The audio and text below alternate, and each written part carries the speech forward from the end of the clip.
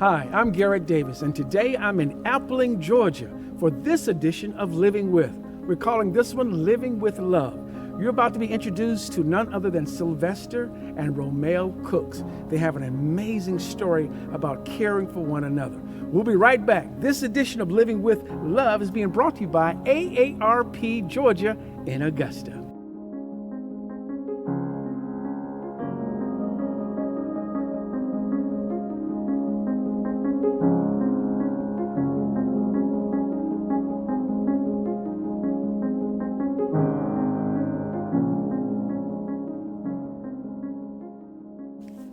Hi, and welcome back to another edition of Living With. I'm Garrett Davis, and we're in Appling, Georgia today with a lovely couple, Romel and Sylvester Cooks. Thank you so much for inviting us into your home. Thank you. So before we get into why we're here today about living with love, I want to talk about you two. So how did you meet? Romel, you go first. How did you guys meet? I grew up in Tucson, Arizona. Okay. My husband was in the Air Force, stationed at Davis-Monthan Air Force Base. And so we met because we happened to both be in the same geographic area. My sister and I were sharing a house because she had 3 children and I was still single. But my sister was dating a guy, and my husband, Sylvester, had this beautiful Chevelle Super Sport, and his friend did not have a car. So he used to give his friend a ride to our house every Sunday to visit my sister. Those were in the old days when you just visited the sister. And while they were visiting, we would play penny poker, me and Syl and my little sisters. 12 years later, he told me he cheated the whole time, and that's why he always won. But we got to be really great friends. I mean, we were really friends a long time before we really became the couple that we are now. We would go roller skating, we would go to the park, we'd go to the movies, and we'd always bring my little sisters, so I knew we were just friends because it couldn't have been anything else because he kept dragging them along. So we got to be great buddies. And then, I don't know, he just started hanging around more, even when he didn't bring my sister's boyfriend. I finally just asked him, because my husband's very quiet, "Do you like me?" And he goes, "Yeah." And I said, "Why?" He said, "Because you're easy to talk to." And I guess that's been our thing, because I'm easy to talk to. Yeah. And he's not a big talker, so what he meant was he never had to talk. Sil, now tell me the truth. How did you guys really meet? Because she putting a lot of fluff on. She was right. Oh, she was right. Okay. They say that's the secret to long marriage. Just agree with what the woman says. That's she true. was right. Yeah. But Sil, would you consider her your best friend? Yes, I do. Yeah. Like you said, I'm not a big talker, and so she talked more than I did. So I always, yeah, that's right. I guess, just in thinking about your story, we're going to get into that in just a little bit, but when you're willing to inconvenience yourself for someone else, that's true love. Right. Yeah. When Sil, you- in one word, give me one word to describe your wife. Patient. Wow. Because I get on her nerves most of the time. You know what? Now, I think that's courageous for a man to say, I get on my wife's nerves, because I'm sure I get on my wife's nerves. A lot of men get, but to actually say that, that means there's something between you two that you don't mind breaking to share. You share that, and I appreciate you, Sil, for saying that. But I guarantee you, I'm not going to speak for you, but you don't mind him getting on your nerves, do you? Yes, I do. I tried to help you out. But you know what? What? But even with getting on the nerves, you know that you're not going to not do what he needs or what it takes to have him have a better life or a good day or a good meal or whatever that is or a nice ride. You're just going to do it anyway. So it really doesn't matter that he gets on your nerves. It doesn't really matter that he ticks you off sometimes, because when you're somebody's best friend, you take care of them. When we take our vows and we meet that person and guys fall in love and you think about, okay, we're going to share the rest of my life with this person. We're standing there with that pastor and he says, for better, for worse, in sickness and health, we always say yes, yes, yes. But we never know if that time is coming. Right. And for you two, the time came and we're still here.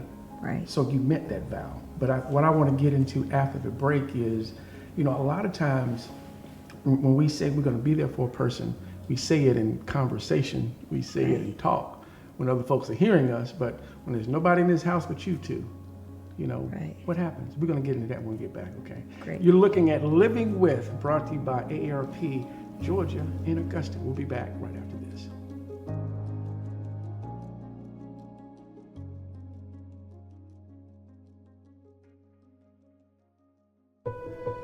Hello, rise and shine.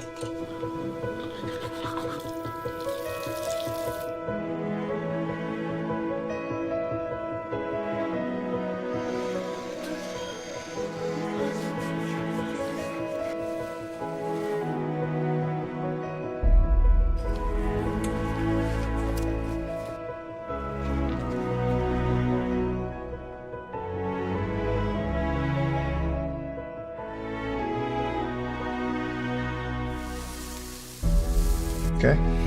Okay.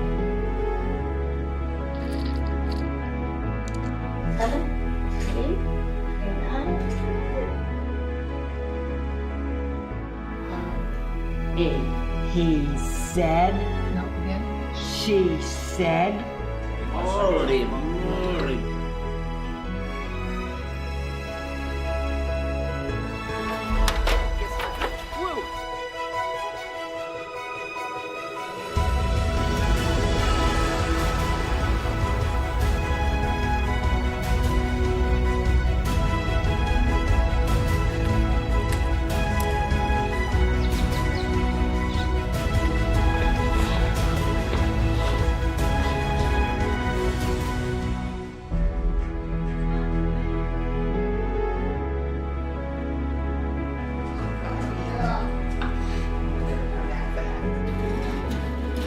Yeah, you can come back, put a little. Okay. Better than mine.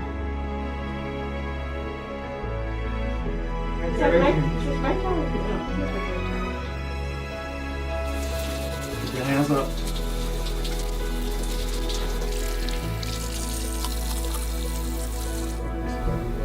Yeah, I forget that. Okay, flip. There you go.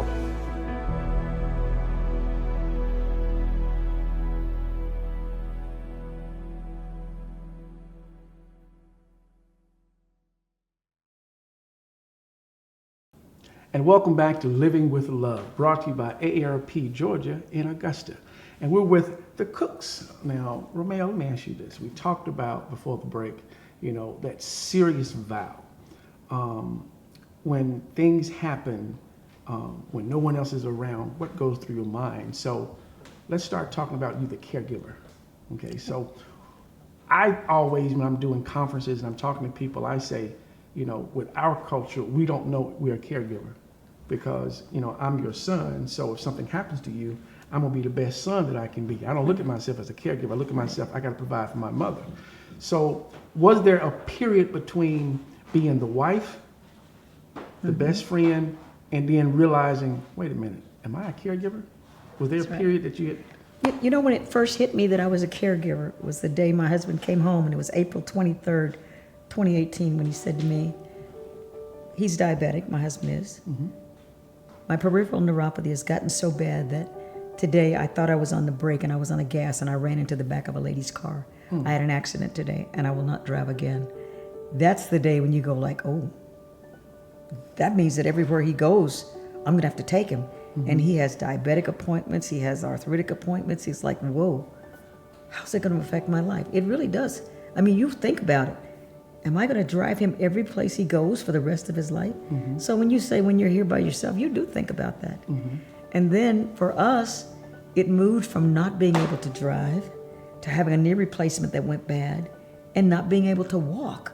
So now we've gone from not driving to not walking. So in your own heart of hearts and in your own spirit, you're saying, I gotta be with this guy because he cannot not get to his appointments and he cannot not survive without walking. So it does take you to think back to, I'm gonna take care of him. And it gets down to that really simple, I'm gonna take care of him. That's when you know you're a caregiver. I'm gonna take care of him. Now, Seal, from a man's perspective, you know, we're supposed to be the head of the house. We're supposed to be the provider. And when something happens and that is threatened, what were some of the things that was going through your mind? Or what were some of the things that you were dealing with when you, in those early stages of trying to figure out, am I going to be able to do this on my own?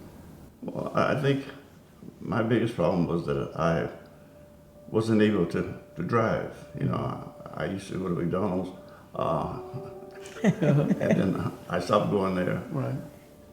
My problem was the depression was, for me, was I couldn't get dressed by myself. I had to have somebody help me get dressed.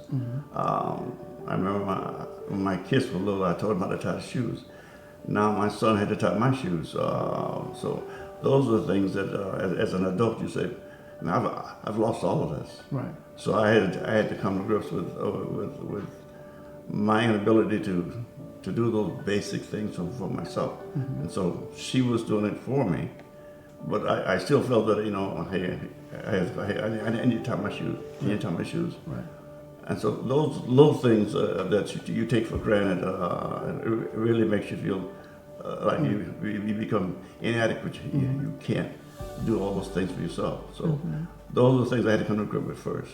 And you know, the thing that I'm moved by is that you said I had to come to grips with it. And so in other words, those that are watching, I want you to understand that there are hurdles that you have to cross. Right, And one is acceptance. right.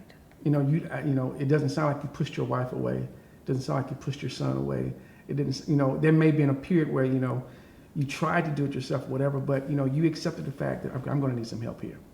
And I think that's key. Yeah, I'll tell you one of the things that made me saddest for my husband losing his ability. You see that field when you drove in? That's like 4 acres. My husband has a wonderful zero-turn lawnmower that he paid a ridiculous price for, but it's a great lawnmower. My husband loved cutting that field.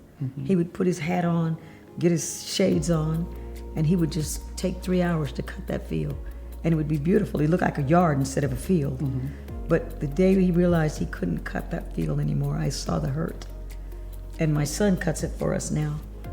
But I know that my husband would love to cut that field again. Yeah. And that to me is one of the saddest things for me. Right. Not the not driving, because I've always driven. And not the not going on trips, because my husband said, I want to go to Mount Rushmore. I drove him to Mount Rushmore from Denver. Right. So that's not the bad part. It's the things that he gave up that he loves that makes me the saddest. Because I've always been high energy, high rolling. I can do 12 errands in a day where he would do 3. Right. So it's not that big a part of it, but it's the personal things that you give up that makes it caregiving be a painful event sometimes. Right. But When I drove up on the property, you have a gorgeous home. So let's talk about this house, okay? So I understand, Sil, this was the idea of you and your son, the plan. Yeah, my son was the general contractor, and a friend of his was an architect. So drawing on those two, we kind of just rolled the non-costs of the architect and builder into the house. So. It's a gorgeous property. Some of the things that I like about it is that gorgeous back porch yeah, overlooking the lake. right. I understand you two really like to be out there. I love the back porch with a cup of coffee and a book in the morning. My husband is an audiobook fanatic. My husband will take his chair out there and he'll park by the railing and he'll put a story on and he'll spend 2 hours just listening to a story, watching the pond. In the evening we watch the ducks land and come in. So, I mean, it really is a great part of being in this house. There's the quiet, there's the trees, there's flowers, we've planted everywhere. And I'll tell you, my husband, which is really kind of ironic, my husband built this house preparing for our old age in that we would never have to move out of this house by putting a ramp on the front, put an elevator in. Every door is 36 inches. There's no place where you don't have, you know, when you build a house that's ADA compliant, you have to have more than a 32 degree to make a wheelchair turn. My husband could turn his wheelchair in the middle of that door. It was planned ahead of time. It was almost, did we predict this? Did it happen? But in that they did build it that way. They built it to comply that we could stay here till we died. Wow. Whether we were disabled or able-bodied, we could stay here. And just grateful for that, for this house. You gave me a tour of the bedroom earlier. The walk-in, you know, around the tub. And Right. from a caregiver standpoint, tell our audience about, like you said, women love to have certain things, and you guys are blessed, you got your own closet, but, at the end of the day, it's not just you. Right. And, some of the things that you don't mind, dealing with in terms of making him comfortable. When we first decorated the house, everything was in perfect order. The table was where it's supposed to be, and the chairs were where they were supposed to be. We found we had to move chairs back so the wheelchair could go past. I now have in my bathroom that it's a beautiful walk-in bathroom. Instead of just having a car wash kind of bathroom, I now have a walker in the bathroom. I have a rolling bath chair in the bathroom. I have a sit-down chair in the bathroom. I got all kinds of appliances so they can help him to bathe and reach himself. So all the things that you thought you would never see in your house, you do have. Now in my living room, I have a chair that raises up 3 feet so my husband can get out of his wheelchair into his chair. I have there's always a walker close by in case something happens and he has to get out of his chair. Most women don't say, okay, I want to get a blue walker and a green walker and decorate my house. You don't say those things. You don't want a walker at all, but you have them. And you have to learn to live with them. You learn to respect them. You learn not to make the person who needs the walker feel like they're messing up things for you. Right. It's part of how we live now. It's part of who we are. Our life includes wheelchairs and walkers and before, walking canes and things to help pick up grabbers or hanging outside the front door. There's one on the back porch. If he happens to drop his phone, he can't get out of his wheelchair and get it. He has to have a grabber to pick it up. So as a caregiver, you have to think this is both of our lives. I can't say, I don't want that walker in here. Take that wheelchair and put it in the back room. That person then must feel like less than who they are. Right. And you don't want to do that to your best friend. Right. And Seal, I want to give you credit for, if one was to walk into this house after just seeing just a little bit of this story, they would be like, they don't live here. I mean, it doesn't look like a home of the needs that are needed to make them comfortable. And I whether that was foresight, whatever that was, man, this is a gorgeous home, and I get the feeling you can be you and be comfortable.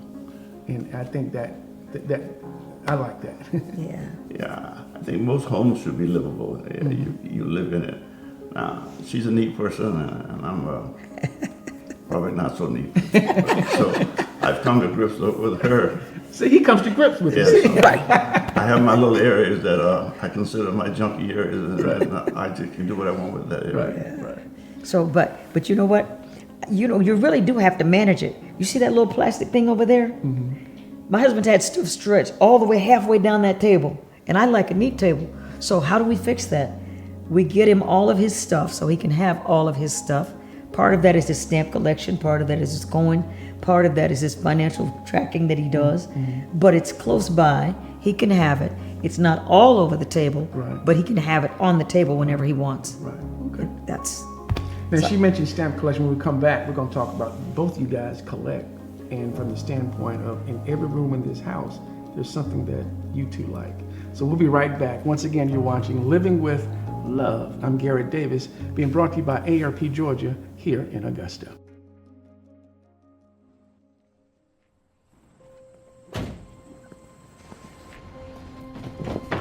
Dad, they took over my bedroom. Come on, come on. Okay, Dad. 1, 2, 3. Dad!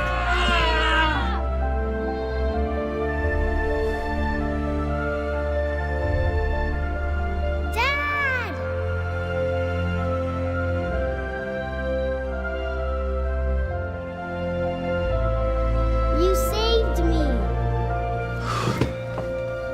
Dad? Are you okay? I'm fine, dear.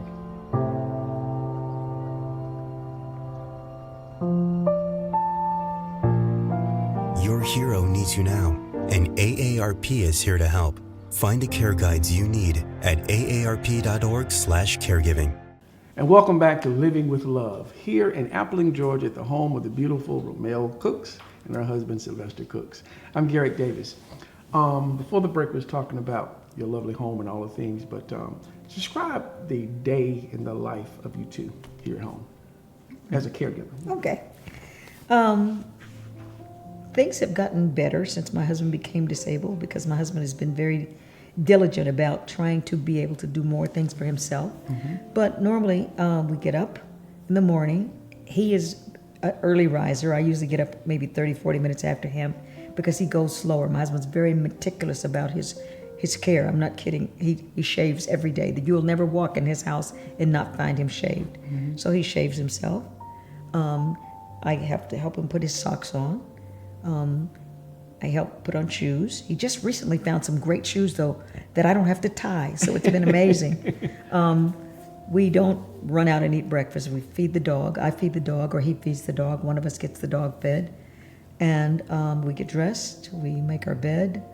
By 10 o'clock, we're probably out here eating breakfast.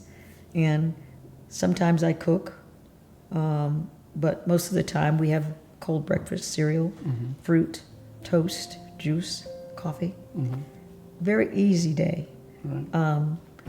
When I was playing more tennis, which than I do now because of his caregiving, usually I would run off to a tennis match at 11 o'clock, come back, make lunch. My husband is into a story or a TV show or something, and we make dinner. My husband sets the table because he can go back and forth with his wheelchair. I cook the food, make the plates. We eat dinner, and we eat early, 5 o'clock-ish, and we watch the news. I'm not telling you which news we watch. Okay. But our day is a very casual day, unless my husband has a doctor's appointment, then which times he goes to his physical therapy. He usually goes twice a week. And Garrett, I'll tell you this. When I said I had to drive my husband everywhere, at the beginning, there was so much to do caregiving when my husband was totally disabled. I mean, he couldn't put his socks on, couldn't put his underwear on, I cut his hair. He's not been to a barber in 2 years. I'm also his barber. Okay. And when he could put on his shirt, but he couldn't put on his pants. He would hold on to the bars while I put the pants on. But he's gotten stronger through lots of physical therapy. So the first year and a half of him being in this chair, I will tell you, it almost killed me. Because I thought I had to do everything. That's my job. I don't need anybody to drive him. I don't need anybody to help with his clothes. I don't need anybody to do anything. I can do it. I had to come to the realization that if you want to be here with him in the end, you can't do it all. Wow. I think that's worth repeating, because earlier we heard Seal say, there's some things that he had to come to grips with, but caregivers have to come to grips with some things too. Exactly. And one is you can't do it by You can't yourself. do it all. You can't have to blow off the porch, blow off the driveway, go pull all the weeds, go to the grocery store, put the groceries away, cook the groceries, change the bandage on the knee, change the bandage on the toe. Oh, go pick up the prescriptions at the pharmacy, go to the base, pick up the prescriptions, call and get the doctor's appointment for the next appointment. Literally, almost for a year and a half, except for my son who came and cooked for us on the weekends. I did every bit of that by myself. And then one day I realized I was getting so tired that I wasn't remembering to do stuff. Wow. How did you start? We talked earlier, and you said you started planning things around your schedule, and Right. some of the things that you wanted to do, and but still did the caregiving. How important was that for your quality of life?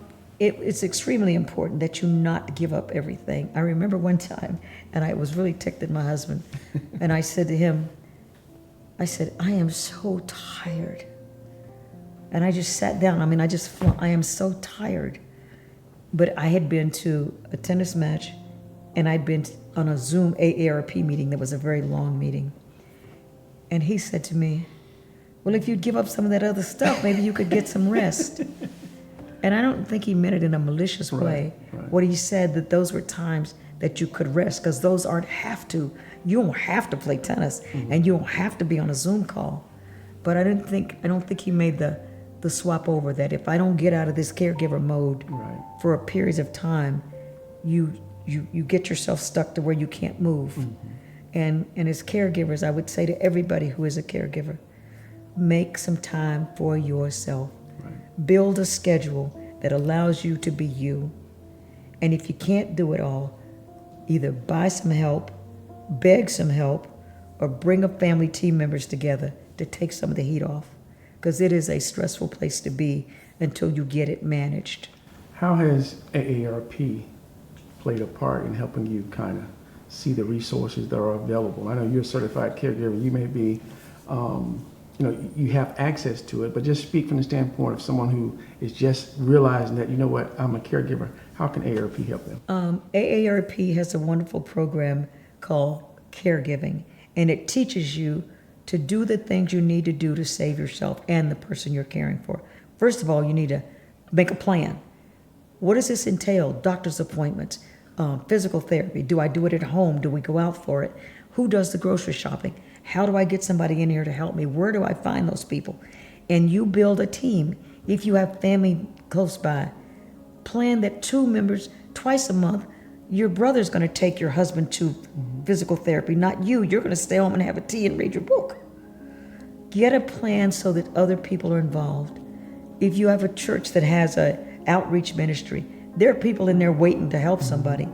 You could call up Deacon Johnny and say, hey, next Wednesday, can you drive Sil to his appointment? Sure. Build a support team. And I will tell you that I have a very good support team in my family, in my friends, in his friends. My husband had to drive to an appointment at Emory University all the way in Atlanta. I didn't drive him. Our friend drove him. He took Sil to that appointment. I couldn't have done it. I was too tired. I literally was too tired to do it. But we planned ahead of time and Joe did it. Wow. So you have to do that for yourself. Wow. If you want to be here with your partner as long as they're here. Good. When we come back, we're going to wrap up. We're going to ask Sil about that stamp collection and how turtles and clowns play an important part in this house. We'll be right back. You're watching Living with Garrett Davis, brought to you by AARP Georgia in Augusta.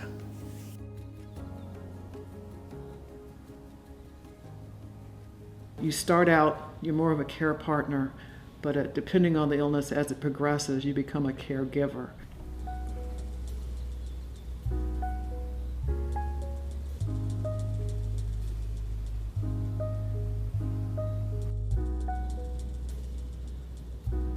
Make sure you find a doctor or a specialist that you can talk to and work with, because they're going to become a very intimate part of your family.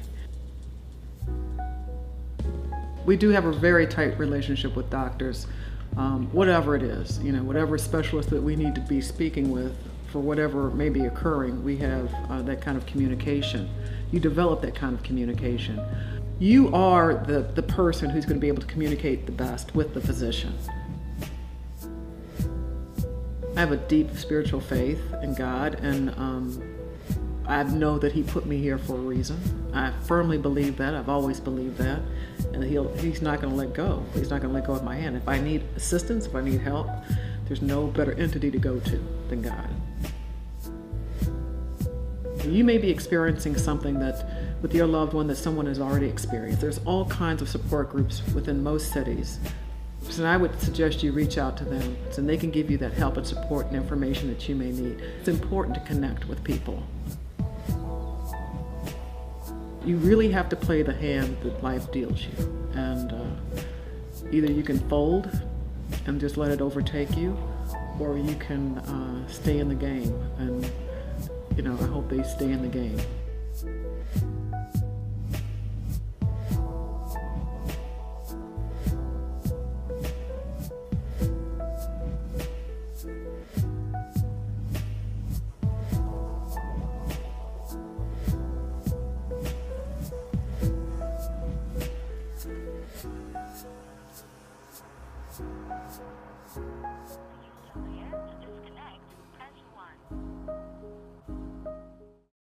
And welcome back to Living with Love here in Appling. Is Appling, Georgia? Appling. Appling, Georgia, yeah. Little town of Appling.